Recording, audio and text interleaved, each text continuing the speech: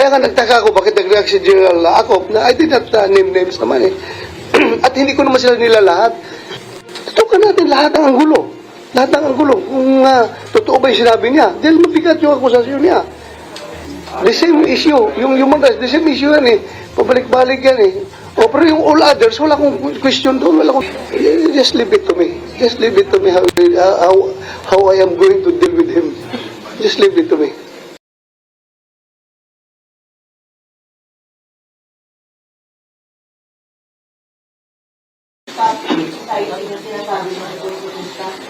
I won't stop. I won't stop. Dahil andyan sila eh. Ang lalaki ng mata niya, nakadilat yung mga mata ng mga tao na yan. But I don't have to name names. I don't have to name names. Kaya nga nagtaka ako bakit nag-react si General Acop na I did not name names naman eh. At hindi ko naman sila nilalahat. Lahat, sabi ka, pati nga yung committee, yung Quadcom. Wala pa akong masasabi against the Quadcom dahil they're doing their job. Isa lang committee dyan ang aking hindi nagugustuhan. For all the rest, hindi naman niya pabalik-balik. Kagaya yung nag-ibisigan ng Pogo. Bagong issue yan eh. Walang problema yan. Ang hindi ko lang I am free to express myself, di ba? Ang hindi ko lang gustuhan yung pag-imbestiga about the alleged AJK ng war on drugs. Pabalik-balik na lang yan eh. Yan yung committee na nag-imbestiga niyan. Yung ang nakikita ko na parang pabalik-balik lang sirang plaka na investigasyon. Pero all others, yung ibang committee dyan na involved sa investigasyon, like Pogo, go ahead, investigahan natin yan, Pogo. Wala tayong content eh. Kung yan ay nakakasama sa ating bansa, dapat mahinto yan. Investigahan natin yan. Wow. Pero hindi ko nilalahat yung buong Quadcom. Yung isang committee lang doon na pabalik-balik investigasyon sa AJK, yun lang sa akin. Pero others, respeto ko yung trabaho nila.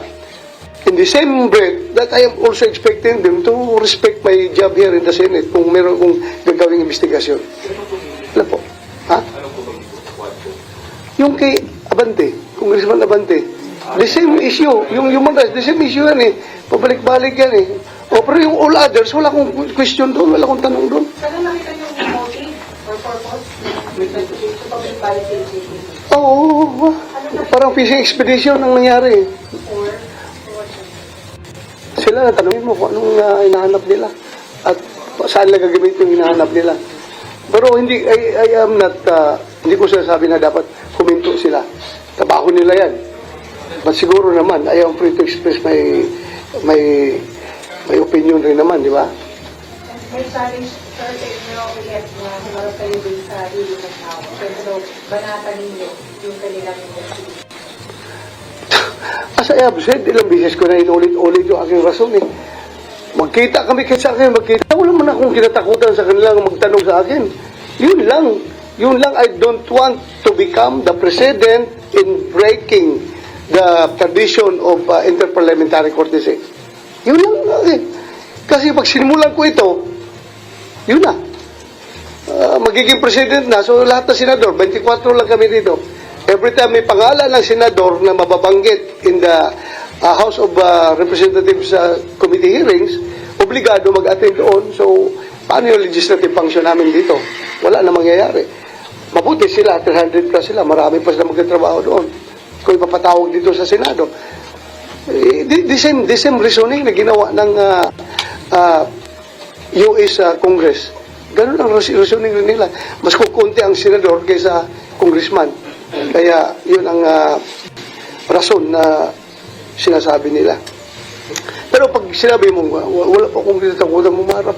Kung gusto ninyo, mag-usap tayo, pero hanapan niyo ako ng paraan na hindi ko mabiolate yung interparliamentary courtesy. Yun lang sa akin. Will you pursue yung plano nyo na pag-conduct ng parallel investigation sa binanggit ni J.P. Guman? Yes, today I will file a resolution. That's drugs. Mahirap yun. Mga people in government nasa pwesto, involved pala sa droga. Imbestigahan natin yan. Hindi po pwedeng pabayaan natin yan. Kung totoo yung sasabi niya, ipatawag ko yung mga involved dyan na sinasabi niyo mga pangalan.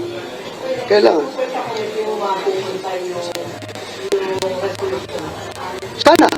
Sana, because drugs yan eh.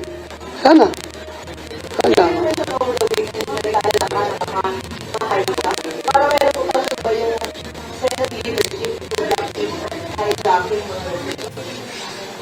Wala naman, pero nagtataka lang ko yung resolution na pinayal ni Senator Robin Hood Padilla na hindi nirefer sa aking committee, ay nilagay sa committee in rules. Kaya, yun nga, nag-isip ako, bakit hindi nirefer sa akin yung resolution filed by Senator Robin Hood Padilla. Investigation for yung drugs. About people in government na involved sa drugs. Implementation ng drugs. Implementation ng Dangerous Drugs Act. Ano nila in-implement. Maraming veras doon. Yun lang ang aking bakit hindi na-refer sa akin. Anyway, I give them the benefit of the doubt. Pero sir, anong present ko rin, sir, ng investigation dun sa drugs in relation to illegal drugs testimony sa house? Anong gusto niyong tutukan doon? Tutukan natin lahat ng anggulo. Lahat ng anggulo. Kung totoo ba yung sinabi niya, dahil mabigat yung akusasyon niya. The people deserves to know the truth.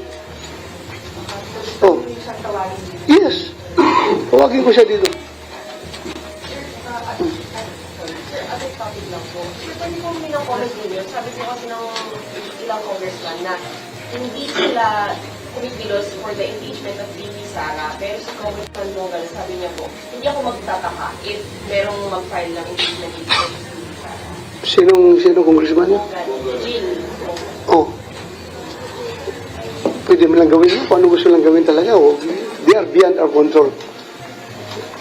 Kung anong gagawin na doon, wala kaming ipapasa rin naman sa amin yan dito eh.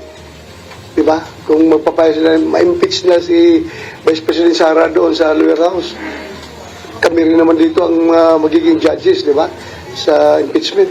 Sa trial niya. Sir, yung ayaw yung pangalanan ng mga kongresista, mga dating taga-PDP. Huwag mo nang tanong yan. Basta kita naman ninyo kung sino yung mga tao na yan. Kita naman nyo yan. Sir, yung committee yung ano niya, yung committee yung parang politik niyo, yung politik. Hindi naman, basta ang dami dyan. Basta wag na nyo kung dagdagan pa yung magagalit sa akin. Pinapagalit na nyo sa akin lahat ng congressman eh. Wag naman, daming mababait dyan. Ang daming mga matitino. Sir, hindi lang po kay Jimmy Guban, sir, kasi ang allegation niya, sir, involved na sir, Carlo, sir, nung PNPC kayo, nasama ba at all sa radar ko ninyo sa PNP, kung involved sila sa drugs? Never. And ang pinagtataka ko lang doon sa kanyang statement na pinupwersa daw siya ng Duterte administration na idawit yung pangalan ng isang former senador na si Senador Trillanes na involved daw doon sa magnetic lifter na Shabu. Nahalata tuloy na bagong script yan. Scripted na mga statements yan. Halata tuloy. Kahit ako mismo, kahit ako galit ako kay Trillanes, pero hindi ko maniwala na involved si Trillanes sa droga. So, katawa-tawa kung yun ang palabasin ng Duterte administration na involved sa droga si Trillanes. Sino maniniwala dyan? O sila ngayon ang gumagawa ng istorya ngayon na gustong i-involve si Trillanes. Kung sinabi tuloy na, kung akusasyon na si Trillanes ay involved sa kudita, sa pagpabagsak ng gobernong Duterte or what, posible pa, may maniniwala. Pero kung sabihin mo na Trillanes involved sa droga, katawa-tawa na akusasyon yan, gagawin ba yan Duterte administration na wala namang maniniwala dyan pag ganun akusasyon. So, ngayon, ano ito ngayon? What does it make? Doon sa statement ni convicted Guban. The mere fact na konbiktado siya, anong kredibilidad niya magsasalita? At the way he delivered his testimony doon sa lower house, halatang halata talaga Kahit napipikit ako, hindi ko titingnan. Pakinggan ko lang yung delivery niya. Halatang prepared na talaga scripted. Hindi natural ba? Hindi natural. Hindi natural. Kailangan mo yung name ni Senator Trillanes when it comes to drugs. Wala akong basis na maniwala na involved siya sa droga. Oo, kahit gaano ko kagalit sa kanya, hindi rin ako maniwala na pag may mag-akusa sa kanya ng droga, ako mismo magkasalita na wala akong alam dyan na involved sa droga yung tao na yan. Katotohanan lang tayo. Hindi tayo, porque kalaban mo, ididiin mo sa droga. Mali naman yun. Di ba? Nararamdaman, di ba dati, nung unang 3 years na naging president dito. Tapos ngayon, wala. Ramdam mo yung difference ng political party. Na lahat parang kaaway nila kasi hindi kayo yung makakuha. Ano pa? Ramdam ha? Ramdam na ramdam. Ramdam na ramdam. But as I've said, we will survive. We will survive. We will weather the storm.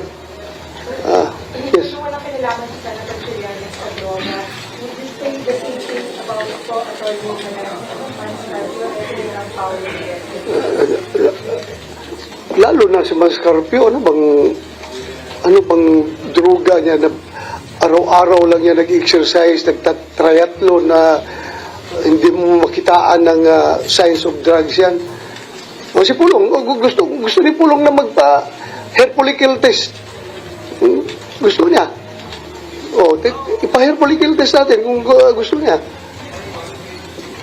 Pero sir, yung drug use accusation sa kanila, accusation is may kailangan sila sir. O, yun nga. Sige, paghahanapan nila ng kanyan.